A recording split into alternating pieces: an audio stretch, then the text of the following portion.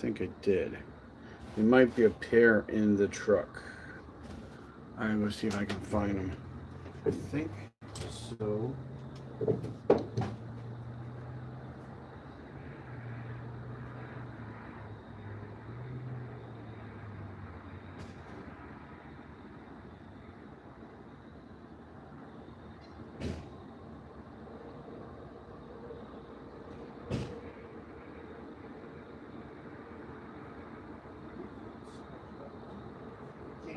Off the damn things.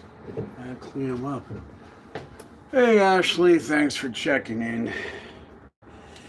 I'm gonna see if I can get my readers clean. For some reason they're buggered up. It's going, Ashley. It was a. You ever have a day when you have stuff planned you want to do, and just none of it works out? Yeah, today was one of those days. So yeah, not very good. So let's see here. I'm gonna check something. I mean, everybody's always looking. Hey, this Shuggy. Oh no, sorry. Hope you feel better soon, Shuggy. I can't have you sick. Good Lord, what am I gonna do now? Don't tell me I went to the trouble to get paper towels and I didn't have any window cleaner. Well, that's just freaking special. Alright, I want to check this out. I got my handy dandy microfiber towel. I got this stuff. I was at a like a community day type of deal. It was, where the hell was it? Lower Milford, PA, something like that. Anyway, the Boyertown Automobile Museum. Antique, is it Antique Automobile Museum? Anyway, it's a Boyertown Auto Museum. They had a tent there. They're trying to get people, to sign up. So they were handing out Eastwood detail spray. So I'm going to play around with this a little bit. Why is this not working? Oh, that's probably why. I have to. So we put some on the black stripes here. Let me see if it makes any difference. I don't know. It smells nice. I'll give it that. It does smell nice.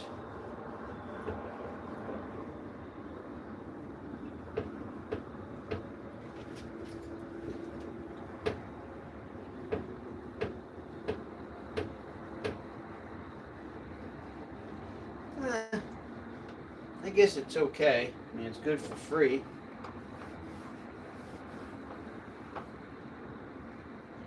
Really don't notice anything on the rag, really. I don't know. I guess it's okay in a pinch. Looks like they have some other products too. Concours Premium Care Waffle Glass Towel, Glass Cleaner. That's neat stuff. Sometimes I like to try stuff out, maybe find something that works better. I can't really see a drastic difference, really. Maybe a little. So anyway, let's see here. Let's do updates on Camaro updates. So, after a lengthy conversation, back and forth text messages with Nate last night, we realized that the injectors that we have in here are no freaking good. They're junk. The scaling is wrong. They can't withstand the fuel pressure that we're running. They're literally coming apart. Blowing apart, not blowing apart, but they're coming apart from the fuel pressure. So they're really crappy fuel injectors. So we're going to jettison those I found a pair used Excel 42 pound, which are bigger, um, on eBay. So I did bid on them, and I got them.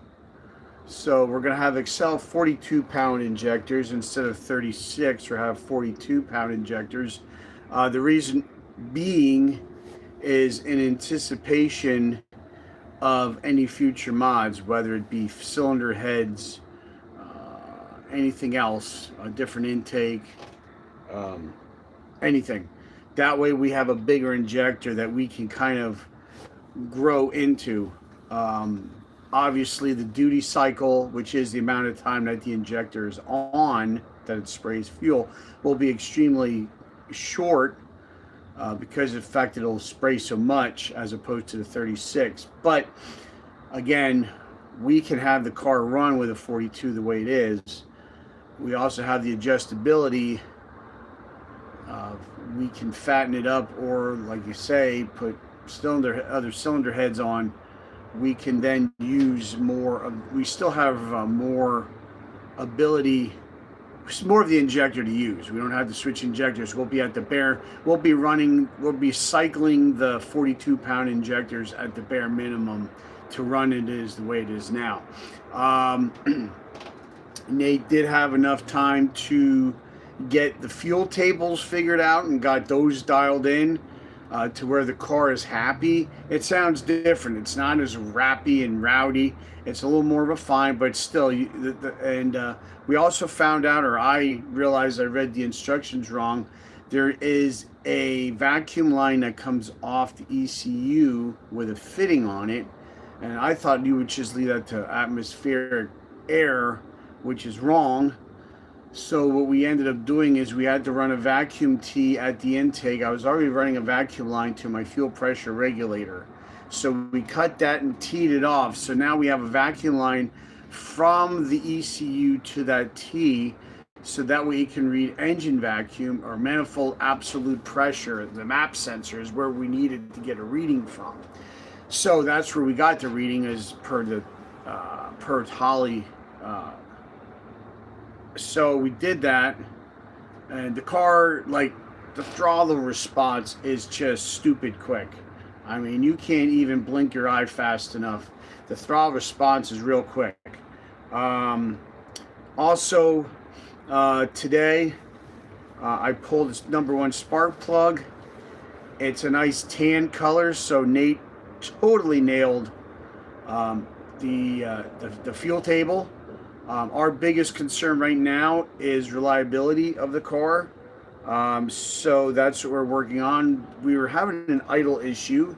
We were at first pointing fingers at the idle air control motor, but then realized too, what it most likely is doing is the injectors, being as crappy as they are either stuck open or they're not spraying enough. In other words, the injectors are inconsistent. There's a lot of inconsistencies with these fuel injectors, so we're going to rip them out. They're garbage. That's where they end up going. It was good enough to get the car started, but as far as having this thing reliable, and there's a #1 cylinder, that fuel injector already leaks. Like I said, I think that one, it didn't blow apart, but it's coming apart from the fuel pressure. So we're going to put these Excel 42 pounders in. We're going to change one or two things, I think, on the tune, and it should basically grow into that fuel table on its own. So we should have it shouldn't be a big deal to get to go. So that's the one thing. The other issue we're having is the slow cranking of the starter still. So what we might end up doing is we got a ground junction block that's coming, and we ordered double-aught wire. So what we want to do is run a complete different ground from the battery up to the front. We want to ground, and then we're going to ground that to the chassis, and then we're going to run a wire from the starter to that junction, and maybe we're going to make probably one or two other grounds. We want to run a ground off the back of the engine block to the chassis ground, And we might run one off the transmission yet. Not 100% sure, but we're definitely going to put some extra grounds on this thing with heavier cable in the hopes that the better grounding will cause it to crank faster. There's a lot of heat in the wire, the power wire for the starter. I don't know why, so we're hoping that this helps alleviate that issue as well. So we have that going on. I have a list here of different stuff. I have to look. So let's see here. Oh, we're going to get a fuel pressure gauge so we can verify the fuel pressure, because that will greatly affect the fuel table if the pressure is too high or too low. So we're going to I have a mechanical gauge coming for it. We're going to put that in line, and then we'll know exactly what fuel pressure we have, and we can adjust the fuel pressure regulator to make sure it's at the PSI it needs to be, so we can make correct adjustments to the fuel table and other things as well. So a lot of things that are going to be going off here in the next week and a half. Like I said, I can do the injectors here in the fuel pressure gauge. However, the grounding, we might trailer the car down to Nate's shop and have him lay out how he wants it wired, and we'll just do an assist with that, get this thing grounded better. Hopefully that makes it better and more reliable. And again, then that way, once we get it rolling, he can make, with his laptop, he can plug in, now that we have that communication cable with the Holley system, he can make the adjustments right away to the car while it's in his shop. So when we load it back on the trailer, it should be race ready then. So it's a lot to do in a short period of time. So we're hoping things kind of line up and work out, that we can get this thing out this year yet. I'm anxious to see what it would do with now the correct fuel table, correct grounding, an engine management system that's actually from this century, and I'm just all the wiring that we either fixed or updated or whatever. So I'm pretty stoked for that. And just the fact of having Nate to tune everything is pretty awesome. I couldn't believe when I was expecting, when I pulled number one spark plug today, I was expecting it to be fouled, like completely black, nothing there. So when I pulled it out and it was like that nice tan grayish color that you want, I was pretty impressed. So good deal with that. We are most likely to, before we go racing, we're going to have to drop. I'm not going to change the oil filter, but I'm going to change the oil because all that fuel, get that out of there and put other oil in it. Probably just some cheap oil, because we're just going to go to the track one time. So I'll probably just put something, that's a little, that I can get one race out of. We're probably going to make 2-3 passes, if that, and then, take some notes, see what we need to work on over the winter, and see what the car does well, what the car doesn't do well, and then we're just going to go from there. Is pretty much what we're going to end up doing. So I'm going to keep everybody posted where we're at as of right now. We're I hate to say licking our wounds, because I feel like the fact that we got the fuel tables mapped out yesterday, despite the issues we were having, that's a big step forward. The idling issue, we originally thought it was the idle air control valve, what we took apart last, 2 nights ago. However, Nate thinks not now. He changed his mind. He thinks maybe the problem is the injectors are either sticking open or leaking or whatever that's causing the problem. So he says we're going to put these Excel injectors in. And he's thinking that maybe that problem will go away with a nice set of high quality injectors and a good tune in it, which there's a good tune in it now. The problem now is the injectors are kind of messing everything up right now. But the car did sound good. It's snappy as all hell with the throttle response. And so I'm pretty happy with that. So hopefully this other stuff can take place. The ground wire issue, I don't have to have that done to go to the track. It just makes it less of a headache If we can get that done and get all the wiring gremlins figured out in this thing. So hopefully, if the stars line up, we can get that done at the same time that we get the injectors and tune done. Yeah, patience is a virtue. Ain't that the truth? Yeah, after the day I've had. But I'm kind of excited. I'm excited with the progress that I've seen on this, with the Holley system on it now, with this new Terminator X setup. I'm pretty freaking stoked about it. I'm really hoping these Excel injectors work. I mean, there is a drop down menu where these injectors are listed, so I do know they're compatible with this ECU, so they will work. The scaling is programmed into it, so they will work. I think the problem with these injectors, they're off of Amazon, they're cheapies.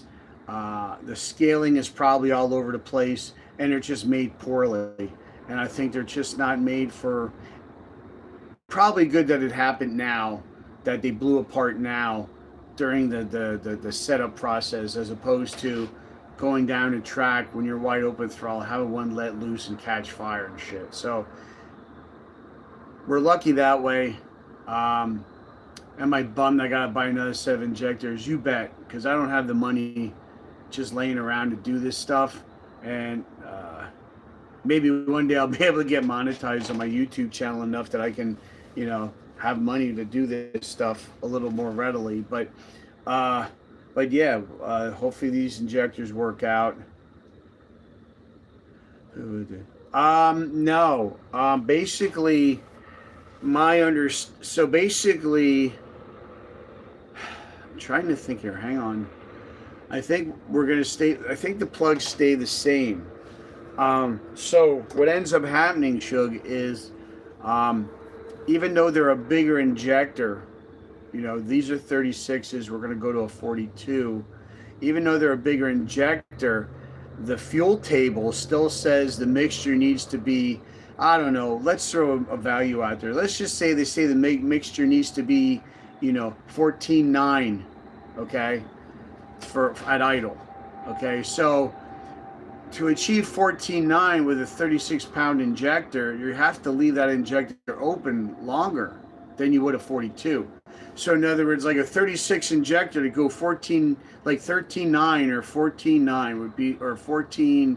I'm sorry, I should have said like 14.2. I'm exaggerating. Okay, here's 36, here's 42.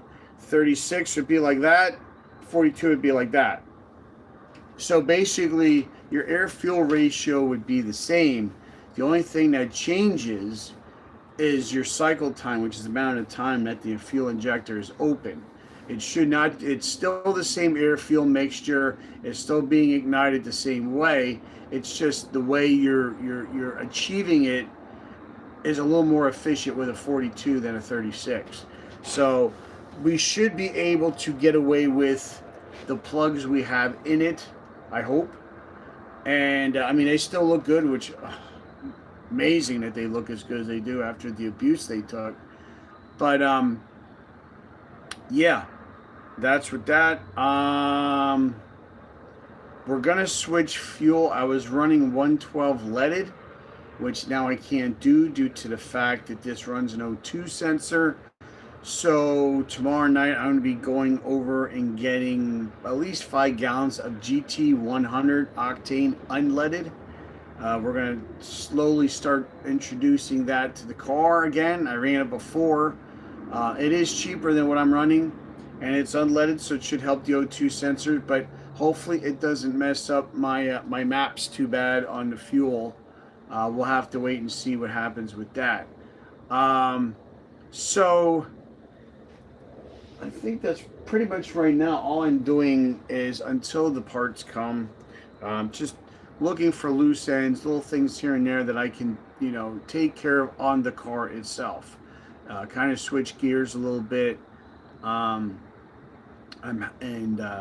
just see what happens. What I can find with that. Then once the parts come, I can go ahead and haul ass on that and get the stuff installed.